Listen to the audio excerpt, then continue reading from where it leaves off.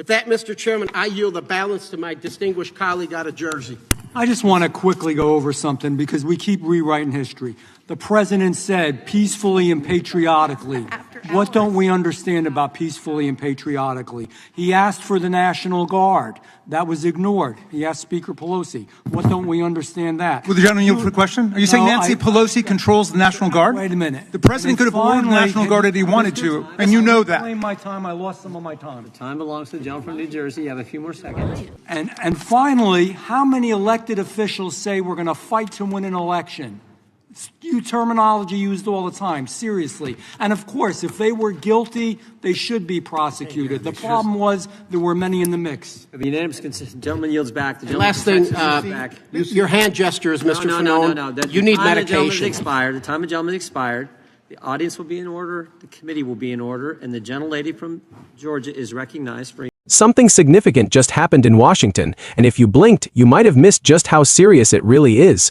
Two chambers of Congress, the Senate and the House, both had a rare opportunity to pump the brakes on a military campaign that, according to the United States Constitution, was never formally approved, and both of them walked away from that responsibility. That's not just a political story, that's a constitutional one.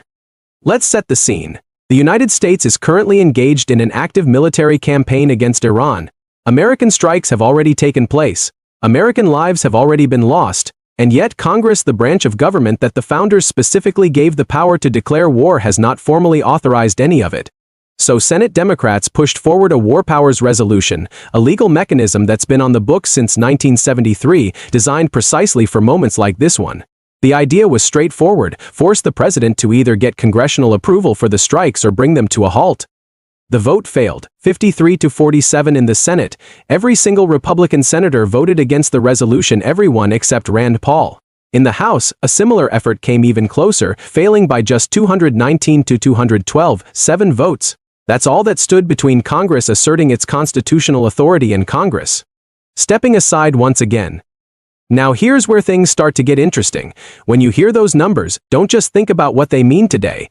Think about what they mean for every president who comes after Donald Trump, because when Congress votes to block a war powers check, it doesn't just affect the current situation, it quietly rewrites the rules. For the future, it tells the next commander-in-chief, whoever that may be, that launching a large-scale military campaign without congressional approval is acceptable, that it's been done before, that Congress already looked the other way once, and it can happen again. The War Powers Resolution wasn't a radical piece of legislation when Democrats brought it to the floor. It's a 50-year-old law passed with bipartisan support in the aftermath of Vietnam, specifically because Congress watched Presidents Lyndon Johnson and Richard Nixon drag the country into a devastating, prolonged war. Without ever getting proper authorization, lawmakers at that time said, "Never again," and they built a legal safeguard to make sure of it. Yet here we are, watching that safeguard get voted down in real time. What makes this moment even more striking is the gap between what senators say in public and how they actually vote. Senate Democrats have been some of the loudest voices on this issue, warning that what's unfolding looks dangerously similar to what the nation's founders feared most: a president with unchecked power to take the country to war, and they're not wrong to say that. But here's the twist: the fiery speeches and the alarming press conferences are one thing. The vote count is another, and right now, the vote count is telling a very different story. Do you think Congress made the right call here? Should lawmakers have used this moment to assert their constitutional authority? Drop your thoughts in the comments, because this debate is far from over. Behind the walls of Capitol Hill, something else was unfolding that tells you just as much about the current state of American politics as those vote counts did. Day 8 of a government shutdown, and the tension wasn't just in the chamber, it was spilling out into the hallways. Confrontations between lawmakers, finger-pointing, raised voices, the kind of scenes that don't usually make it onto the official record but reveal everything about how fractured things really are right now in Washington. Hakeem Jeffries and Speaker Mike Johnson were among those caught in the middle of some of these heated exchanges. At one point, the argument was almost theatrical, two sides shouting past each other about who voted to shut the government down, who had the authority to sign what, and who was embarrassing themselves in front of the cameras. It sounds almost absurd when you describe it that way. But underneath all that political theater, there's a real and serious dynamic playing out. And that's when the situation took a dramatic turn, because the conversation shifted from the shutdown directly to the War Powers Resolution. Suddenly, the hallway shouting match became a window into something much bigger. Here were elected officials in the middle of a government shutdown also grappling with the question of whether the President of the United States has the right to bomb another country without their approval, two constitutional crises running side by side at the same time. Now let's talk about Rand Paul for a moment, because his vote deserves more attention than it's been getting. He was the only Republican senator who crossed the aisle and voted in favor of the War Powers Resolution. And before anyone dismisses that as a minor footnote, consider what it actually signals. Rand Paul has never been shy about his skepticism of executive war-making authority, and crucially, that skepticism applies regardless of who sits in the Oval Office. His vote wasn't about opposing Trump personally, it was about a principle he has held consistently for years, that no president, Democrat or Republican, should have the unilateral power to take the country to war. But here's what's really worth paying attention to. Just because Paul was the only Republican senator who voted that way doesn't mean he was the only one with doubts. Political analysts watching the Senate closely believe there are others in that chamber who privately share concerns about the constitutional implications of what's happening. The difference is that they made a different calculation. For most Senate Republicans, the political risk of breaking with Trump outweighed any concern about constitutional principles or the direction of the war. That's not a legal stance. That's a survival strategy. And that distinction matters enormously, because when a senator votes to block a war powers resolution because they genuinely believe the president has the constitutional right to act, that's a defensible legal argument, even if you disagree with it. But when a senator votes that way simply because they're afraid of a primary challenge, back home, that's something else entirely. That's Congress failing at its most fundamental job, not because of legal reasoning, but because of political fear. The House vote made this tension even more visible, a margin of just 7 votes in a chamber of hundreds that is razor-thin, and what that razor-thin margin tells us is that support for Trump's authority to wage this war without congressional approval is not nearly as solid as that Senate vote might suggest. There are cracks forming. Quietly, cautiously, but they are there. As casualty numbers rise, as oil prices climb, and as a leaked memo detailing over 1,200 civilian deaths continues to circulate, those cracks are only going to widen. What do you think? Is that 7-vote margin a sign that things are about to shift? Or will congressional Republicans hold the line no matter what the cost? Let me know in the comments. While Congress was busy voting to step aside, something else was building outside those marble walls. Across Washington and in cities all around the country, protesters were filling the streets. Outside the White House, at Senate hearings, in public squares, the anti-war movement was making itself known. And if history is any guide, that matters far more than it might seem right now. Turn our attention back to Washington, D.C. It is day number 8 of the government shutdown, and some high tense moments there on Capitol Hill. A pair of confrontations, you might say, finger pointing, shouting, debating on the just hallways there of Capitol Hill that involved Hakeem Jeffries, Mike Lawler, Speaker Mike Johnson. Let's take you out to some of these brief moments from earlier today.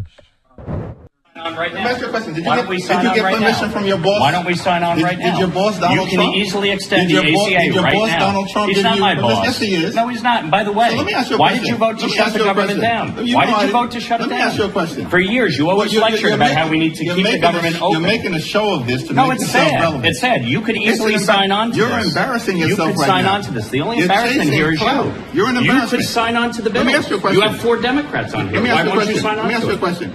It's a clean Let me ask you extension a for 1 question. year. You voted for the one big Clean ugly extension. vote. Here's what's easy to forget about protest movements. They almost never look powerful in the beginning. When the Vietnam War protests first started in 1964 and 1965, they were small. They were mocked. Politicians dismissed them as fringe voices that didn't represent mainstream America. But over time, as the human cost of that war became impossible to ignore, as the casualty lists grew longer, as the economic burden landed on ordinary families, as the moral weight became too heavy to carry, those protests swelled into something that even the most hawkish politicians could no longer brush aside. They didn't just change public opinion, they changed political calculations, they changed votes, they ultimately changed the course of the war itself. Now we're watching the early stages of a similar movement forming around the Iran war. It's still in its early weeks. The protests are growing but haven't yet reached a scale that forces politicians to choose between supporting the war and surviving their next election. But the direction of travel is clear, and what's particularly Significant this time around isn't just the size of the demonstrations, it's the intensity. When protesters are willing to walk into Senate hearings and disrupt official proceedings, knowing they'll be arrested for it, that signals something beyond ordinary political frustration. That's a level of commitment that historically precedes much larger movements. But here's the real question that deserves serious attention. What would it actually take for this situation to change? What would accountability look like in practice? It's not complicated to describe, even if it's difficult to achieve. It would require enough Republican senators or House members to break from the coalition currently protecting Trump's war-making authority. It would require the protest movement to grow large enough and sustained enough that lawmakers in competitive districts start doing the political math differently, and it would require the human and economic costs of this conflict, the casualties, the oil price shocks, the civilian death toll to end directly on the doorsteps of voters in ways that cannot be explained away or ignored. None of that has happened yet, but the conditions for it are forming, and that 7-vote margin in the House isn't just a statistic. It's a warning sign for every Republican representing a district where voters are starting to ask uncomfortable questions about why their government is fighting a war that Congress never approved. Let's step back and look at the constitutional picture one more time, because this is ultimately what everything else connects back to.